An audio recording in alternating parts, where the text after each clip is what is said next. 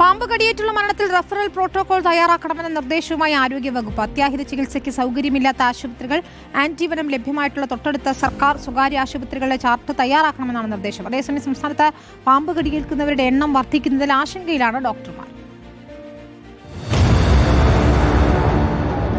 താഴെത്തട്ടിലുള്ള ആശുപത്രികളിൽ വെന്റിലേറ്ററും ഐസിയുവും കൃത്യമായ നിരീക്ഷണ സംവിധാനവും സജ്ജമല്ലെങ്കിൽ ആന്റിവനം നൽകുന്നത് രോഗിയെ അപകടത്തിലാക്കും. മാരകമായ അലർജി റിയാക്ഷനുകൾ മിനിറ്റുകൾക്കുള്ളിൽ ജീവൻ നഷ്ടപ്പെടുത്തും. തീവ്രമായ അലർജി പ്രതിപ്രവർത്തനങ്ങൾ ഉണ്ടായാൽ നേരിടാനുള്ള സൗകര്യങ്ങൾ വേണം. ജീവൻ രക്ഷാ ഉപകരണങ്ങളും മുഴുവൻ സമയ ഡോക്ടർമാരും വേണം. ശ്വാസതടസ്സം, ഹൃദയസ്തംഭനം പോലുള്ള സാഹചര്യങ്ങൾ കൈകാര്യം ചെയ്യാൻ വെന്റിലേറ്ററും ഐസിയുവും വേണം. രോഗിയെ കൃത്യമായി നിരീക്ഷിക്കാനുള്ള ഡോക്ടർമാർ താലൂക്ക് തലം വരെയുള്ള ആശുപത്രികളിൽ ഇല്ലെന്നും ഡോക്ടർമാർ പറയുന്നു. താലൂക്ക് ആശുപത്രികളിൽ കാഷ്വാലിറ്റി മെഡിക്കൽ ഓഫീസറായി 4 പേരാണ് നിലവിലുള്ളത്.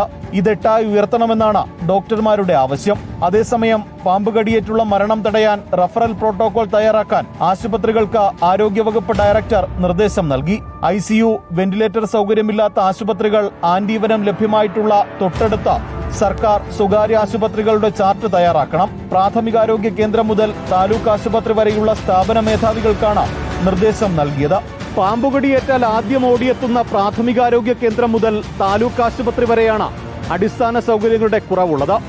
ആന്റിവനം നൽകാതെ രോഗി മരണപ്പെടുമ്പോഴും ആന്റിവനം നൽകിയ ശേഷം രോഗി മരണപ്പെടുമ്പോഴും പ്രതിക്കൂട്ടിലാകുന്നത് ആരോഗ്യ പ്രവർത്തകരാണ്. ഇതാണ് ഡോക്ടർമാരുടെ ആശങ്കയ്ക്ക് പിന്നിലും. MG Pratheesh, reporter, Thiruvananthapuram.